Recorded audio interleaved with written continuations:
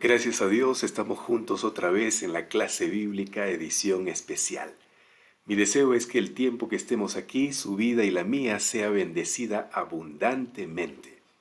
Hoy estamos ya en la segunda sesión de la clase bíblica edición especial y quiero agradecerle por decidir separar este tiempo para continuar creciendo en conocimiento y en la gracia de Dios. Amigos, en estos últimos tiempos, Dios ordena a sus hijos que busquen en las sagradas escrituras la salvaguardia contra las influencias de los falsos maestros y el poder seductor de los espíritus de las tinieblas. Y esto es así porque hoy más que nunca, Satanás está empleando cuantos medios puede para impedir que los seres humanos conozcan la Biblia, cuyo claro lenguaje revela sus engaños. Definitivamente, el príncipe del mal está actuando con mayor energía en estos días. Está haciendo esfuerzos desesperados, preparándose para la lucha final contra Cristo y sus discípulos. Apreciados amigos, el último gran engaño se desplegará pronto ante nosotros, y este engaño se asemejará tanto a la realidad que será imposible distinguirlos sin el auxilio de las sagradas escrituras. Es por eso que, para poder soportar esta prueba que nos espera, debemos comprender la voluntad de Dios tal cual está revelada en su palabra, pues no podemos honrarle sino en la medida del conocimiento que tengamos de su carácter, gobierno y propósitos divinos, y en la medida en que actuemos conforme a las luces que nos hayan sido concedidas. Solo los que hayan fortalecido su espíritu con las verdades de la Biblia podrán resistir en el último gran conflicto. Toda persona ha de pasar por la prueba decisiva, amigos. Entonces las preguntas cruciales que debemos hacernos de manera personal son: en estos tiempos, ¿he puesto como base de mi vida la roca de la inmutable palabra de Dios? Cuando mi fe y mi amor a Dios sea probado a lo máximo, ¿obedeceré a Dios antes que a los hombres? ¿Estoy preparado para defender firmemente los mandamientos de Dios y la fe de Jesús? Queridos hermanos, las respuestas a estas preguntas solo usted las conoce. Usted sabe más que nadie cómo está su vida espiritual. Pero hoy deseo que ustedes sepan que no están solos. Aquí estamos juntos para crecer en el fundamento seguro de la palabra de Dios. Esta es la razón primordial de la existencia del programa Clase Bíblica Edición Especial. Esta es la razón del por qué nos reunimos cada sábado a esta misma hora.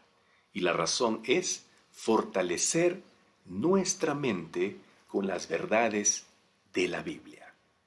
En estos tiempos, Dios desea tener en la tierra una iglesia que sostenga la Biblia y la Biblia sola como piedra de toque de todas las doctrinas y base de todas las reformas. Dios desea que ni las opiniones de los sabios, ni las deducciones de la ciencia, ni la voz de las mayorías, nada de esto, ni en conjunto ni en parte, sea considerado como evidencia en favor o en contra de cualquier punto de fe religiosa. Antes de aceptar cualquier doctrina o precepto, debemos cerciorarnos de si los autoriza un categórico "así dice Jehová". Apreciados amigos, es mi deseo y mi anhelo que mientras avancemos en los estudios en la clase bíblica, cada uno de nosotros confirme su creencia, su amor a Dios y a su palabra. Así que bienvenido una vez más a la clase bíblica edición especial. Ahora sí, vamos a orar para iniciar el estudio de hoy. Pero antes de eso, yo quiero pedirle, por favor, que recuerde compartir este estudio con sus familiares, con sus amigos que tiene a su alrededor. Estoy seguro que ellos se lo agradecerán. Oremos. Querido Señor, en este momento estamos aquí reunidos para empezar una nueva sesión de la clase bíblica edición especial. Te pido, por favor, que ilumines nuestra mente. En especial, me uses, Señor, como un instrumento digno de ti. Gracias, limpia nuestros pecados, Señor, purifícanos y haznos cada día semejantes a ti. En el nombre de Jesús oramos. Amén, Señor. Amén. Muy bien, queridos amigos, gracias una vez más por estar aquí en la clase bíblica. Es una bendición tu presencia, definitivamente. Gracias por separar este tiempo especial. Toma tu cuaderno de apuntes, tu lapicero, porque vamos a iniciar una nueva sesión de la clase bíblica. Un tema muy interesante comenzaremos hoy. Y una vez más quiero pedirte de todo corazón que extiendas esta clase bíblica con todos los que puedas, con tus familiares, con tus amigos, con todos, para que ellos también conozcan acerca de las verdades de la palabra de Dios y pongan como fundamento de sus vidas justamente este mensaje, el mensaje divino. ¿Está bien? Gracias. Muy bien, voy a compartir aquí en este momento la pantalla, el tema que nos toca hablar hoy. Gracias también a los que están dejando sus comentarios. Es una alegría ver aquí cada comentario de ustedes. Qué lindo. Un saludo también para nuestros amigos y hermanos que nos ven desde el canal YouTube. Hay varias personas que nos miran desde el canal YouTube. Qué bueno hermano, hermana, que nos estén mirando desde allí. Es una bendición realmente. Comparta también la transmisión, el video, el estudio desde YouTube. Hoy estudiaremos la segunda parte del tema las Sagradas Escrituras. Recuerden que este tema está dividido en 4 partes. Por favor, trate de no perderse ningún estudio y así podrá seguir aprendiendo más y más de Dios y su palabra. No se desanime en el camino, por favor, aunque tal vez haya partes del estudio que usted no entienda, vuelva a mirar los videos que están quedando grabados aquí en nuestra página oficial de Facebook y en nuestro canal en YouTube. No se quede con las dudas, por favor. Vuelva a mirar el estudio cuantas veces sea necesario hasta comprenderlo. Y a pesar de eso, si todavía tiene alguna duda, escriba su pregunta en los comentarios y nosotros estaremos ayudándole con la respuesta en la siguiente sesión. Así que avancemos sin desanimar, por favor. ¿Sí? Muy bien. Después de estas indicaciones, vamos a comenzar entonces de lleno con el estudio de hoy. Apreciados amigos, uno de los fenómenos que hay que abordar luego de establecer en la clase pasada o haber establecido en la clase pasada de qué manera fue escrita la Biblia en el contexto de la revelación e inspiración, es la realidad de que existen al menos 2 cuerpos de escritos sagrados. Es decir, la Biblia cristiana tiene al menos 2 versiones generales.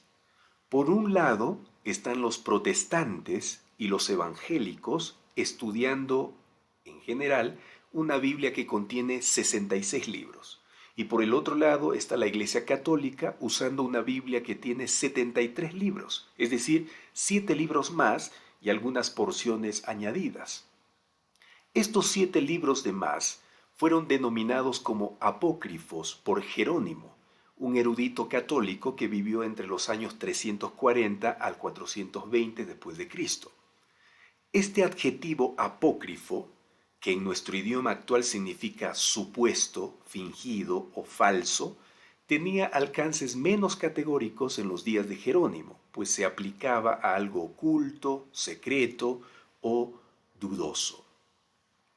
Como los libros apócrifos no figuran en muchas de las Biblias protestantes, puede ser útil entonces enumerarlos y nombrarlos. ¿Qué les parece?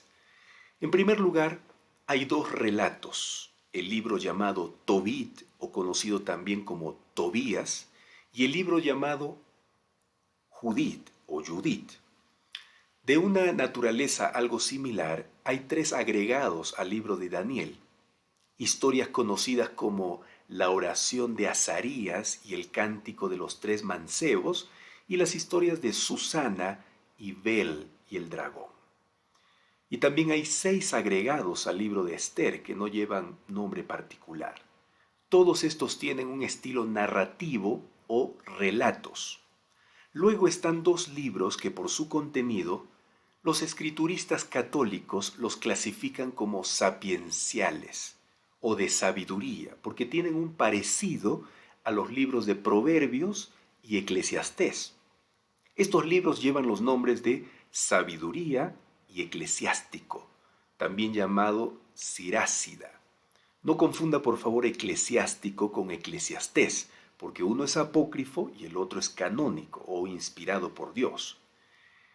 Después está el libro Baruch y los 2 libros de los Macabeos. Primera y segunda Macabeos describen desde diferentes perspectivas la revuelta de los judíos contra Antíoco IV en el siglo II antes de la era cristiana. Así que estos son los libros apócrifos que aparecen en las Biblias de versión católica. A veces también se mencionan otros libros, tales como Primera y Segunda de Esdras o la oración de Manasés, pero estos no figuran en el canon católico del Antiguo Testamento, por eso no lo hemos anotado acá. En este contexto, es importante revisar por qué algunos libros se catalogan como canónicos, mientras que otros escritos quedaron fuera de ese canon. Pero antes debemos conocer lo que significa la palabra canon.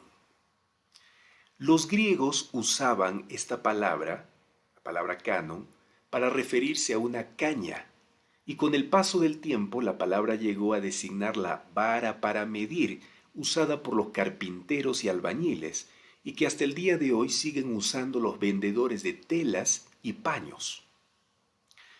Ahora, sin embargo, Orígenes, quien fuera un teólogo erudito cristiano que nació y pasó la primera mitad de su carrera en Alejandría, fue el primero en utilizar esta palabra, canon, para designar el conjunto de libros que forman la Biblia que tenían autoridad para regir la fe de los creyentes. Pero poco después, en el año 367, Atanasio, obispo de Alejandría, llamó canon a todos los libros aceptados por la Iglesia como inspirados divinamente. Entonces, podemos concluir que se llama canon al conjunto de libros que forman la Biblia y tienen autoridad para regir la fe de los creyentes. Ahora, conozcamos o recordemos el canon bíblico y sus divisiones. Mucha atención aquí. El canon del Antiguo Testamento está conformado por 39 libros divididos en 3 grandes grupos: la ley, los profetas y los escritos, o también llamado salmos.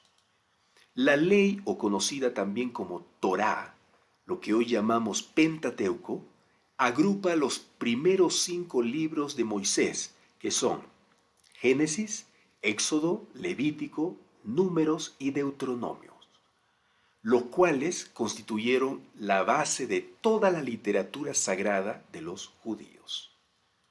Luego sigue el grupo llamado los profetas, conformado por los libros Josué, Jueces, Primera y Segunda de Samuel, Primera y Segunda de Reyes, Isaías, Jeremías, Ezequiel y los 12 profetas menores. Se los llama profetas menores porque son profetas que escribieron libros cortos o pequeños. Estos libros son Oseas, Joel, Amós, Abdías, Jonás, Miqueas, Nahum, Habacuc, Sofonías, Ageo, Zacarías y Malaquías. Luego está el grupo llamado los escritos o salmos. En este grupo están los libros Salmos, Proverbios, Job, Cantar de los Cantares, Ruth, Lamentaciones, Eclesiastés, Esther, Daniel, Esdras, Nehemías, Primera y Segunda de Crónicas. Amigos, entonces, estos son los libros del canon del Antiguo Testamento que tienen autoridad para regir la fe de los creyentes. Ahora, revisemos el canon griego del Nuevo Testamento, que está formado por 27 libros agrupados también en 3 categorías. A la primera categoría se la llama narrativa, a la segunda categoría se la llama epístolas y a la tercera categoría se la llama el Apocalipsis. En la primera categoría están los 4 evangelios: Mateo, Marcos, Lucas, Juan, y está el libro Los Hechos de los Apóstoles también. En la segunda categoría, llamada epístolas o también conocida como cartas, están las 14 epístolas que escribió el apóstol Pablo. Estas son Romanos, Primera y Segunda a los Corintios, Gálatas, Efesios, Filipenses, Colosenses, Primera y Segunda a los Tesalonicenses, Primera y Segunda a Timoteo, Tito, Filemón y Hebreos. También está la epístola de Santiago, Primera y Segunda de Pedro, Primera, Segunda, Tercera de Juan y por último Judas. Y en la tercera categoría está el libro de Apocalipsis, escrito por el discípulo y profeta Juan. Apreciados amigos, estos son los libros canónicos o libros considerados como inspirados por Dios que la Iglesia cristiana toma con mucha autoridad y respeto. 66 libros fueron los que entraron en el canon bíblico, 39 en el Antiguo Testamento y 27 en el Nuevo Testamento. Pero hay un asunto crucial a considerar en cuanto a la formación del canon bíblico, y tiene que ver con el hecho de que si el canon bíblico fue establecido por seres humanos o por Dios mismo. Esto es importante. ¿Fueron los seres humanos quienes eligieron, de acuerdo a su parecer, los libros que están en la Biblia, o fue Dios quien lo estableció? ¿Qué le parece? Vamos a responder. Para responder esta cuestión, se han propuesto 2 modelos. Atención con esto también. En primer lugar, está el modelo que considera que el canon bíblico está basado en la autoridad de la comunidad que lo reconoce. En otras palabras, la autoridad no reside en la literatura bíblica, dice este modelo, es decir, en los libros en sí y su contenido, sino que se externa y reside en la comunidad de la fe o la iglesia que la considera sagrada. Este modelo dice que la iglesia fue quien formó el canon o eligió los libros que debían entrar en el canon. Pero al otro lado se encuentra el segundo modelo, cuya visión considera que el canon no es determinado por la iglesia o la comunidad de fe, sino que la misma Biblia la reconoce, es decir, la autoridad de los libros está en el propio contenido de ellos. Por lo tanto, la autoridad del canon es intrínseca o propia y no depende de que nadie le dé esa posición. Hablemos con mayor detalle sobre cada uno de estos 2 modelos, ¿le parece? Para entenderlos mejor. Comencemos con la autoridad eclesiástica. Entre aquellos que sostienen que es la comunidad de fe o la iglesia lo que determina el canon, están los que afirman que la autoridad para establecer ese cuerpo de escritos sagrados reside en la tradición. En la tradición. Como ejemplo histórico de este grupo se encuentra la Iglesia Católica, que acepta como libros canónicos los que han sido declarados de esta manera por la institución misma, o sea, por la Iglesia Católica. Específicamente, los libros fueron aceptados sobre la base de la tradición y el uso litúrgico, incluidos los libros apócrifos que se encuentran en la Biblia católica. Generalmente, se considera que este canon fue establecido por medio de la autoridad de los padres de la Iglesia y en los concilios, especialmente el concilio de Cartago en el año 397 después de Cristo y la confirmación de los libros apócrifos del Antiguo Testamento en el concilio de Trento, que se realizó en el año 1546. Ahora, en relación con las fechas, los que consideran que el canon fue determinado comunitariamente sostienen que el canon del Antiguo Testamento llegó a forjarse históricamente el año 400 antes de Cristo, en lo que respecta al Pentateuco, y del 200 antes de Cristo, los profetas. Y el resto de los escritos se consolidó en una fecha mucho más tardía, siglo IV después de Cristo, dada la diversidad de colecciones de estos últimos libros durante ese tiempo y principalmente la aceptación oficial que la tradición hizo de todo el canon alrededor de esa fecha en el concilio de Cartago. Ahora, la fecha de establecimiento de los libros canónicos del Nuevo Testamento es quizá más disputada. El llamado canon muratorio, que incluye la lista de libros del Nuevo Testamento tal como lo conocemos hoy, tiene dos fechas tentativas, entre los años 180 y 200 después de Cristo como la fecha más temprana y entre el año 350 y 375 después de Cristo como la más tardía. La fecha de inclusión final es considerada la misma que la del Antiguo Testamento, cuando los mencionados concilios incluyeron los libros en el canon tal como se encuentra en la actualidad. Así, el canon quedó cerrado entre los siglos IV y V sobre la base de la autoridad de la Iglesia, que apoyada en su tradición lo reconoce como tal.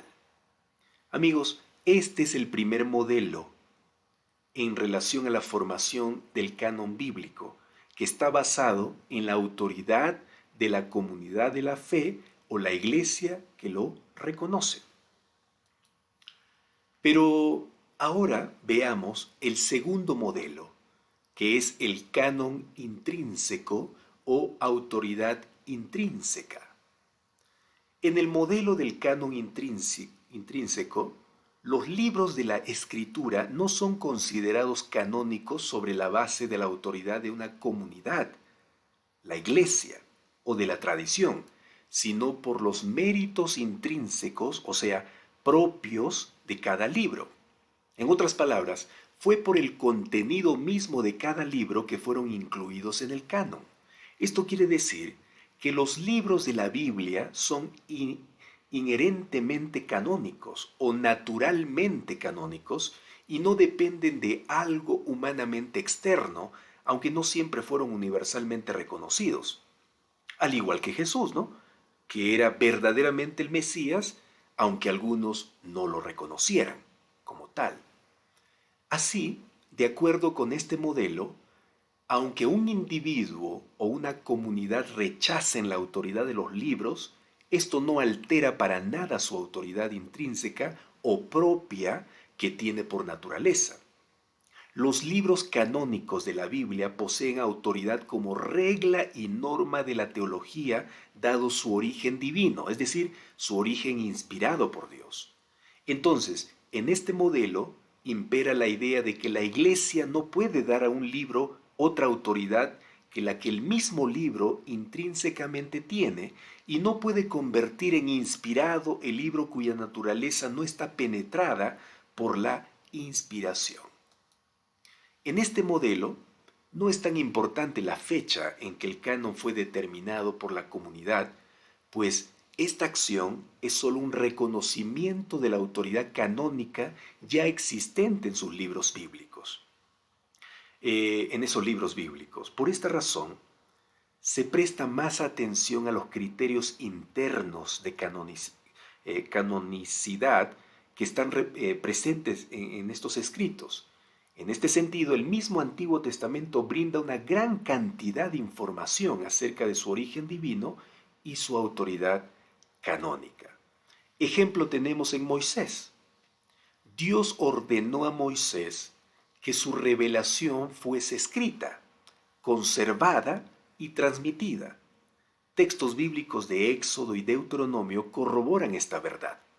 Y ustedes, amigos, hermanos, pueden revisar después los textos bíblicos que aparecen aquí en esta presentación de PowerPoint, que ustedes están viendo en su pantalla. Pueden revisarlo con mayor tranquilidad en la comodidad de su hogar. Por ahora, por factor de tiempo, yo no puedo leerlos uno por uno, porque son varios, pero ustedes lo pueden hacer después.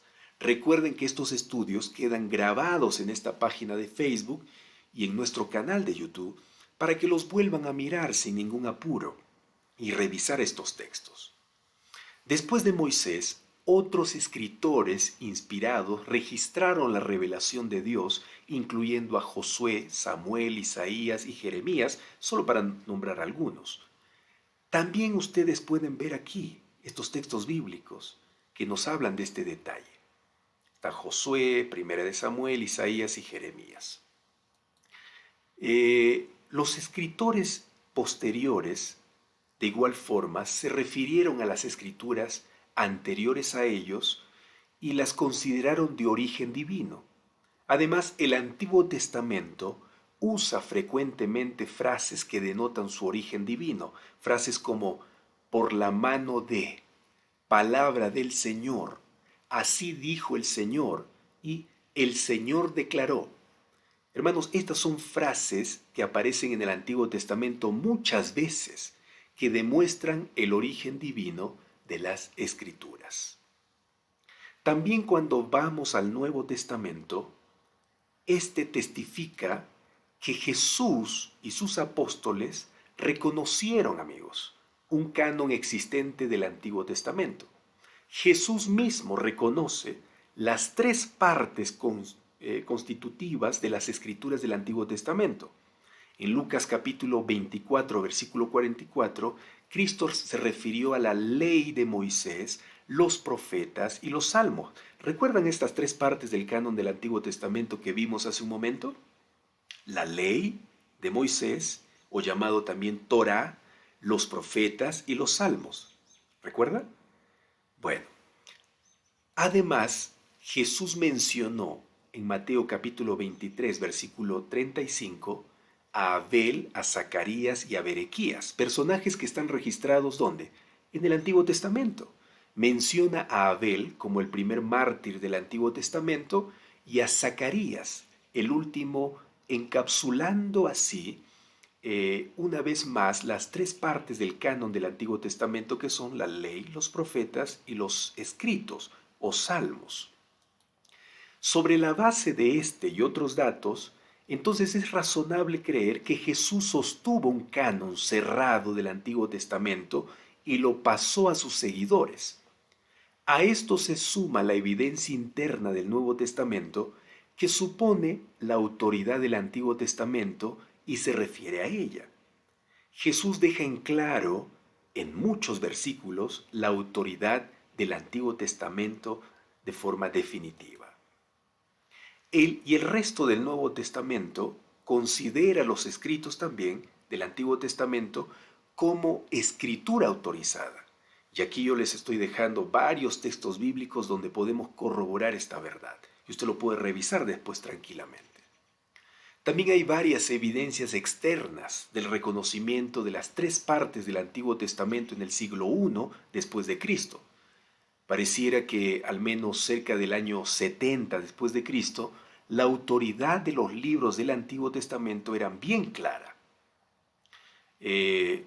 Por ejemplo, Josefo, historiador judeo-romano del siglo I, declara que los libros del Antiguo Testamento eran tenidos en alta o en tan alta estima que nadie ha sido tan audaz como para añadir nada a ellos, para tomar algo de ellos o para hacer cualquier cambio en ellos.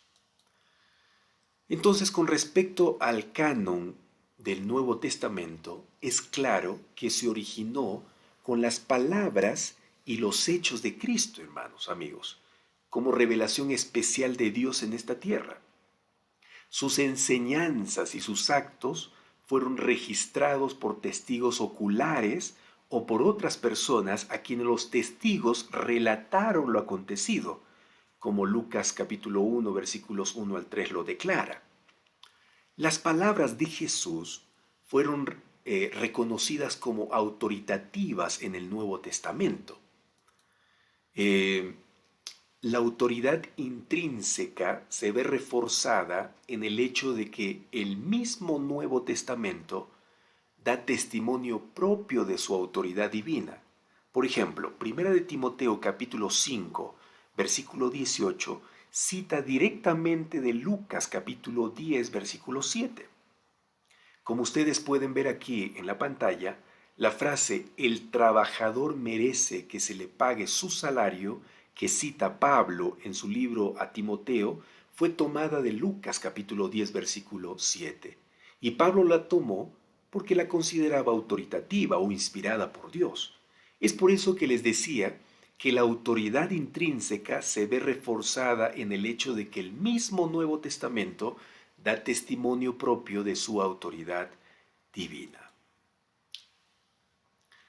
Otro ejemplo de esto es que Pedro declara que los escritos de Pablo forman parte de las Escrituras, junto con el Antiguo Testamento. Aquí está el texto bíblico.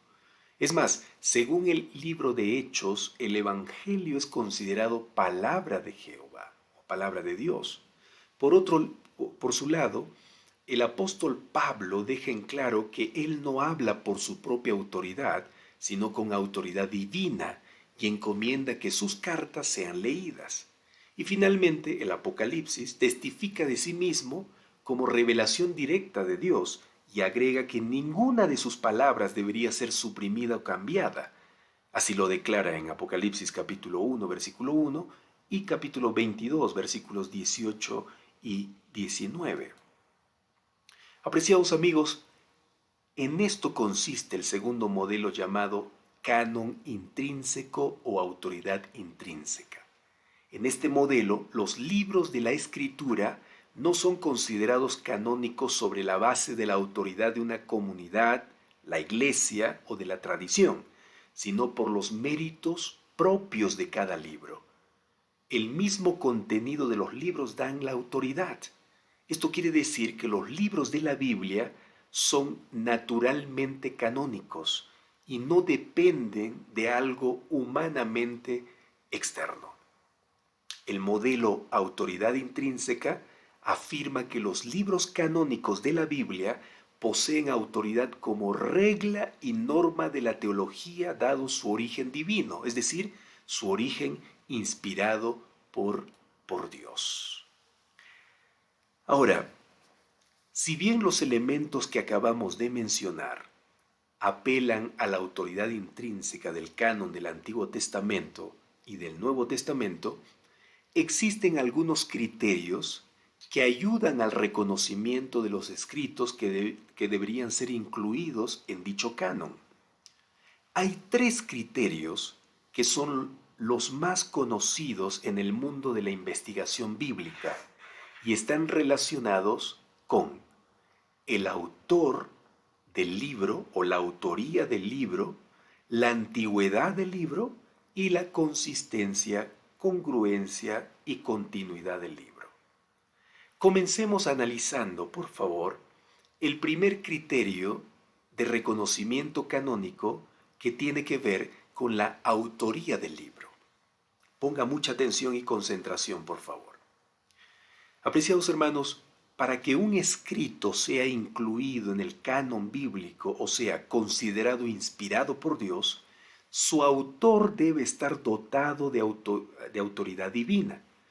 Esto nos lleva y nos recuerda los conceptos de revelación e inspiración que vimos en la sesión anterior. ¿Se acuerda? Donde estudiamos estos dos conceptos, revelación e inspiración.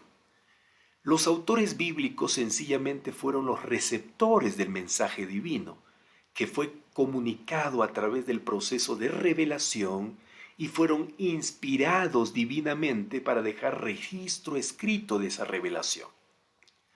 En el Antiguo Testamento, los profetas fueron quienes reclamaron tal autoridad.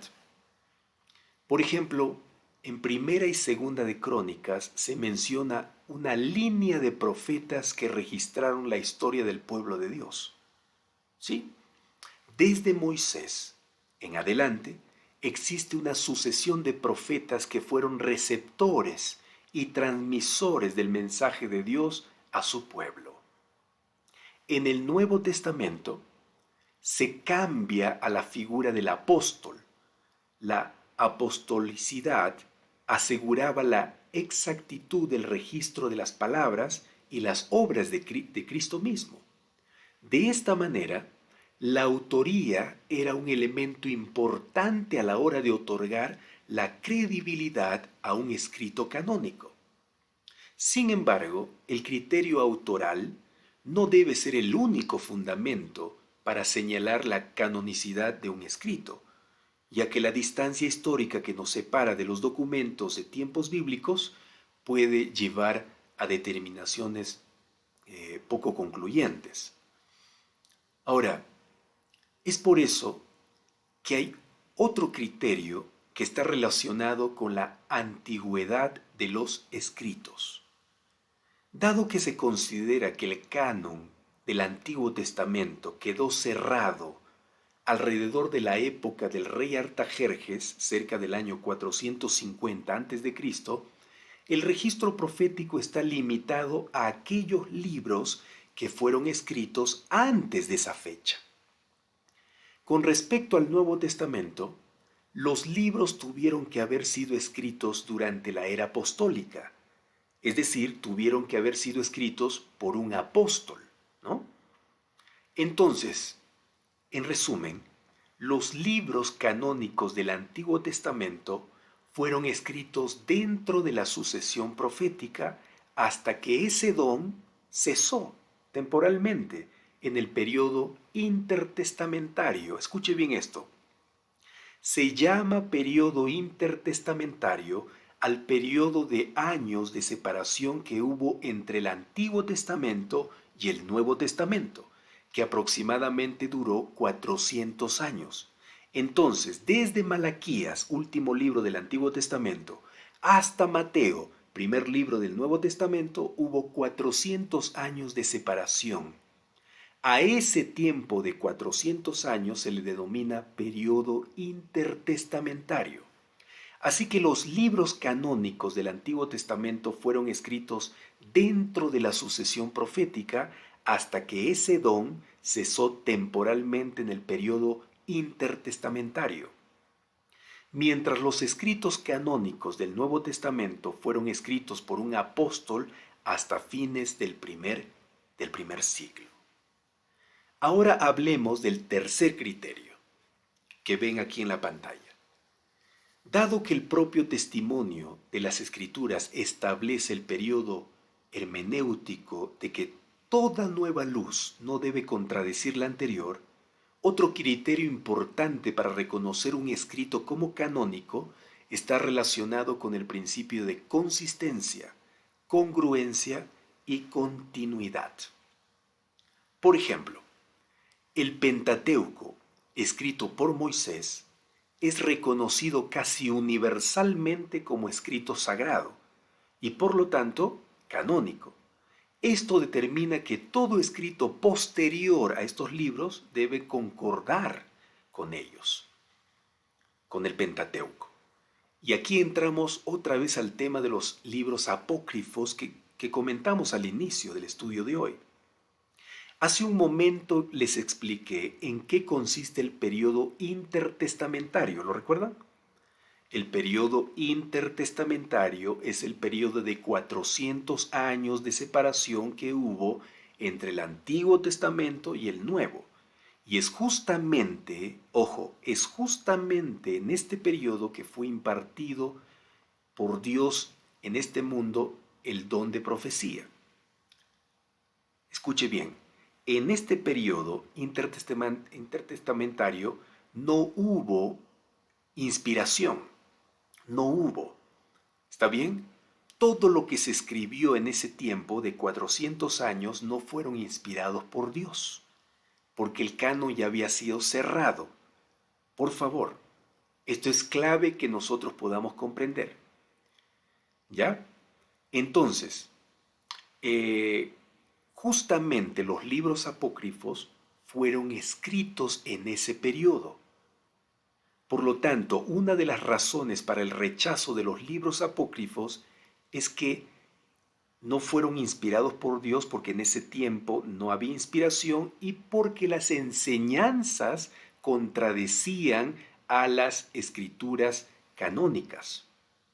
¿Ya?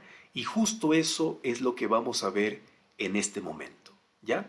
Las contradicciones que hay doctrinales con los libros canónicos de estos libros apócrifos. Las contradicciones. Hay muchas enseñanzas falsas. Y vamos a comenzar viendo detalles de este asunto. Vamos a, con mayor atención, leer pasajes de estos libros apócrifos. Comencemos revisando la enseñanza que hay en estos libros apócrifos sobre las prácticas ocultas o ocultistas. Por ejemplo, en Tobías capítulo 6, versículos 5 al 8, se enseña la siguiente hechicería. Ponga mucha atención, por favor.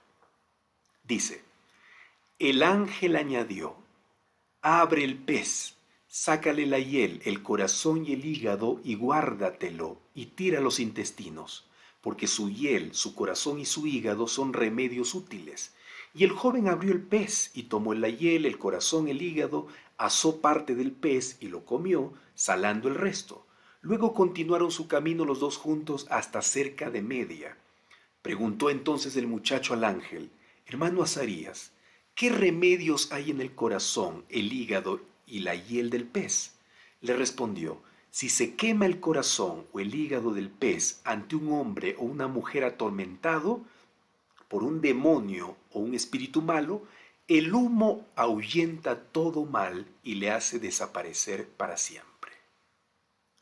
Amigos, esta es una práctica ocultista, esto es hechicería. Pero ¿qué dice la Biblia acerca de las prácticas ocultistas o la hechicería?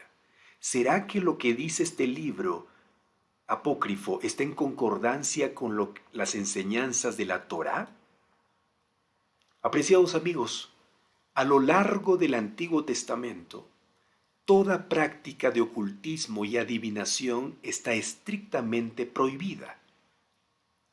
Fíjense lo que enseña y advierte Dios en Deuteronomio capítulo 18, versículos 9 al 13. Cuando entres en la tierra que te da el Señor tu Dios, no imites las costumbres abominables de esas naciones. Nadie entre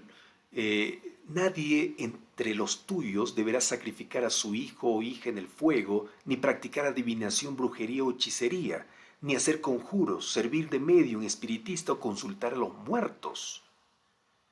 Y sigue diciendo, cualquiera que practique estas costumbres se hará abominable al Señor. Y por causa de ellas el Señor tu Dios expulsará de tu presencia a esas naciones. A los ojos del Señor tu Dios serás irreprensible. Amigos, definitivamente lo que enseña este libro es apócrifo, es decir, falso, porque contradice lo que enseña el libro de Deuteronomio, un libro inspirado por Dios. Ahora, veamos un segundo ejemplo. En estos libros también se enseña que dar limosna limpia el pecado. Tobías capítulo 12, versículos 8 al 9 afirman lo siguiente referente a esta enseñanza. Fíjese lo que dice. Buena es la oración con ayuno, y mejor es la limosna con justicia que la riqueza con iniquidad. Mejor es hacer limosna que atesorar oro. La limosna libra de la muerte y purifica de todo pecado. Los limosneros tendrán larga vida. Amigos, sin embargo, Si las ofrendas de caridad pudieran purgar nuestros pecados, no tendríamos necesidad de la sangre de Cristo, ¿no cree? Además, en Primera de Pedro, capítulo 1, versículos 18 y 19, se nos enseña lo siguiente. Como bien saben, ustedes fueron rescatados de la vida absurda que heredaron de sus antepasados. El precio de su rescate no se pagó con cosas perecederas, como el oro o la plata, sino con la sangre preciosa de Cristo, como de un cordero sin mancha y sin defecto. Amigos, así que la afirmación de Tobías de dar limosna limpia el pecado no es correcto. Y lastimosamente esto se repite varias veces en los libros apócrifos. Mire lo que dice Eclesiástico 3:30. El dar limosnas consigue el perdón de los pecados. Hermanos, asegurar que las limosnas logran el perdón de los pecados es ir contra una clara enseñanza de las Sagradas Escrituras. Más aún, la enseñanza de que el ser humano puede ganar su salvación o merecerla mediante sus propias obras, que son siempre incompletas, imperfectas y no siempre debidamente motivadas, es una doctrina de origen pagano o pagana. Doctrina falsa. No es correcto. Hay otro ejemplo de una enseñanza errónea de los libros apócrifos y trata acerca de que las oraciones por los muertos son reales. Segunda de Macabeos capítulo 12, versículo 43 al 46 dice lo siguiente acerca de esta enseñanza falsa. Dice, después de haber recolectado entre sus hombres unas 2000 dracmas, las envió a Jerusalén para que se ofreciera un sacrificio por el pecado. Él realizó este hermoso y noble gesto con el pensamiento puesto en la resurrección, porque si no hubiera esperado que los caídos en la batalla iban a resucitar, habría sido inútil y superfluo orar por los difuntos. Y dice, además, él tenía presente la magnífica recompensa que está reservada a los que mueren piadosamente, y este es un pensamiento santo y piadoso. Por eso mandó ofrecer el sacrificio de expiación por los muertos, para que fueran librados de sus pecados. Queridos amigos, estos textos son fuente de la doctrina del purgatorio y fueron la justificación para realizar oraciones y misas en favor de los muertos. También ayudó a la práctica de las ofrendas por los muertos. Pero la pregunta es, ¿esto es verdad? La Biblia afirma que un muerto simplemente desaparece. Los muertos ya no tienen más parte con los vivos, simplemente dejan de existir. Les invito a leer el Salmo 104, 29 y Eclesiastés capítulo 9, versículos 5 al 6. Mira lo que dice el Salmo. Escondes tu rostro y se desvanecen. Le quitas el aliento y dejan de ser. Así vuelven a ser polvo. Ahora leamos Eclesiastés capítulo 9, versículos 5 al 6. Porque los vivos saben que han de morir, pero los muertos no saben nada, ni esperan nada, pues su memoria cae en el olvido. Sus amores, odios y pasiones llegan a su fin y nunca más vuelven a tener parte en nada de lo que se hace en esta vida. Amigos, la Biblia es clara al explicar lo que hay después de la muerte. Ella dice que los muertos no saben nada, ni trabajan, ni tienen más parte con los vivos, no vuelven a sus casas. Así lo menciona Job también, capítulo 7, versículos 9 y 10. Tampoco glorifican a Dios, menciona el Salmo 115, 17. Así que por estas y muchas otras razones, la Biblia protestante no incorporó estos libros llamados apócrifos al canon, reconociendo que los libros deuterocanónicos o apócrifos no poseen la autoridad divina intrínseca, es decir, no fueron revelados ni inspirados por Dios, por lo tanto deben quedar fuera del cuerpo de los libros del canon. Ahora ya sabe por qué algunos tienen una Biblia con 66 libros y otros tienen una Biblia con 73 libros y otros añadidos. ¿Se da cuenta? Los 66 libros fueron inspirados por Dios y dirigidos por Dios para que éstos formen el canon bíblico que nosotros contamos. Pero los otros libros añadidos han sido libros puestos intencionalmente por una denominación, por una iglesia, para sustentar sus creencias, creencias falsas. Y esos libros lo que enseña es falsedades, son falsedades. ¿Por qué? Porque contradicen las enseñanzas de la Torá, de los libros canónicos. Contradicen las enseñanzas bíblicas en general. Por eso no deben ser considerados, por eso no deben ser estudiados, por eso no deben ser puestos en alto, porque son libros falsos, con enseñanzas erróneas. Y además, no son inspirados por Dios porque fueron escritos en un periodo llamado intertestamentario, donde Dios no inspiró a nadie.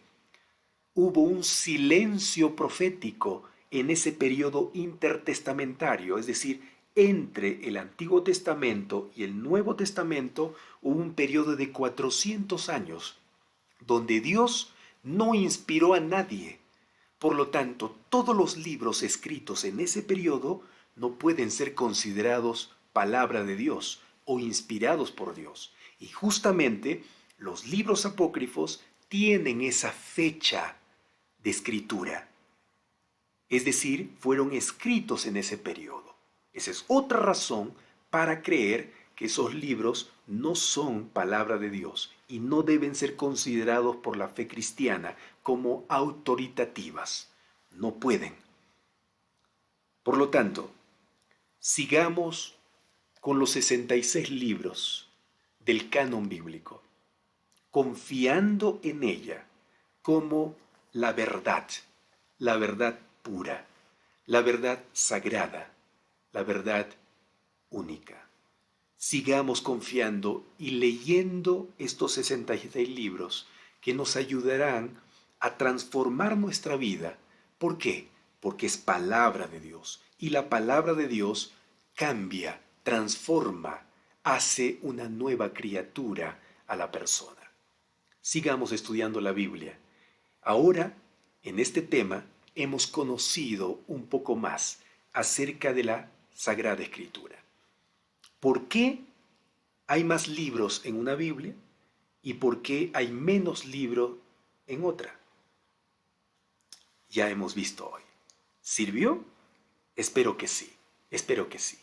Amigos, todos estos temas, tanto el anterior, que ya estudiamos, el de hoy, y los que estudiaremos el próximo sábado y el próximo, porque son 4 sesiones que hablaremos de las Sagradas Escrituras, confirmarán nuestra creencia, fortalecerán nuestro amor a la palabra de Dios, para que nosotros caminemos sobre terreno seguro y firme, para que nadie venga y nos zamaquee o nos mueva de nuestra posición de creencia en la Biblia. Nosotros creemos en la Biblia no porque nos dijeron por allí que hay que creer en ella, sino porque sabemos que es la palabra de Dios con toda seguridad. Yo le invito a revisar el tema anterior, del sábado anterior. Está en el canal de YouTube, está aquí también en nuestro canal de Facebook. Revise, luego complemente con este estudio que hoy hemos hecho y continúe estudiando el próximo sábado con nosotros en esta clase bíblica. ¿Está bien? Que Dios pueda bendecirnos, queridos amigos, y que nuestro Señor siempre sea considerado nuestro amigo, porque aquí está su palabra, y en su palabra nos muestra su cariño, su amor. Vamos a orar. Querido Señor, gracias porque has permitido que podamos estudiar un tema más, un tema importante acerca de las Sagradas Escrituras. Qué bueno, Señor, saber que estos libros no están aquí en la Biblia porque se le ocurrió a un ser humano por allí ponerlo, sino porque estos libros son tu palabra, tienen autoridad propia. Sí, Señor, y tú dirigiste para que estos libros estén aquí con nosotros. Gracias. Y también tú no permitiste que otros libros falsos ingresen aquí. Y si hay Biblias que tienen estos libros falsos es porque la propia institución, los propios seres humanos han tergiversado, han introducido estos libros para apoyar sus creencias falsas. Pero nosotros no queremos caer en ese error, Señor. No podemos nosotros añadir a tu palabra nada, ni sacarlo, porque seremos condenados. Señor, queremos respetar tu palabra como está y ha sido dada por ti. Gracias, Señor, por la Biblia. Gracias por las Sagradas Escrituras, que nos ayudan a amarte, a conocerte y a adquirir cada día la salvación. Gracias. Acompáñanos, Señor, en este día especial sábado, que podamos estar en comunión íntima contigo, leyendo este libro maravilloso que es la Biblia. En el nombre de Jesús. Amén. Queridos amigos, queridos hermanos, muchas gracias por haber acompañado a este servidor en esta segunda sesión de la clase bíblica edición especial. Quiero invitarle una vez más que sea constante en el aprendizaje de la clase bíblica. Y si usted no comprendió algo por allí, se le pasó, no entendió una palabra, vuelva a mirar el video. Coja un diccionario, busque la palabra, por ejemplo, intrínseca. ¿Qué es eso? Muchos han estado preguntándose tal vez. Pero busque en el diccionario, amplíe su conocimiento, no se quede con lo que yo le estoy diciendo. Siga investigando y yo sé que Dios le va a iluminar y le va a ayudar a entender mejor su palabra. ¿Está bien? Muy bien, nos encontramos entonces el próximo sábado. Y si tú todavía no eres parte del grupo de WhatsApp de la clase bíblica, yo te invito que aquí abajo está el enlace para que ingreses. Allí estamos mandando los videos de YouTube de cada estudio y también las presentaciones, los PowerPoint. Entonces, si tú quieres el PowerPoint que yo estoy aquí presentando, ingresa al grupo de WhatsApp y todos los sábados yo envío eso. Después de la transmisión, yo estoy enviando el PowerPoint que hemos estudiado hoy. Así que sé parte del grupo de WhatsApp de la clase bíblica que está aquí en la transmisión. Entra ese enlace que está fijado aquí, tú lo puedes ver. Que Dios te bendiga, un fuerte abrazo. Recuerda hacer a Jesús tu mejor amigo. Hasta luego, nos vemos.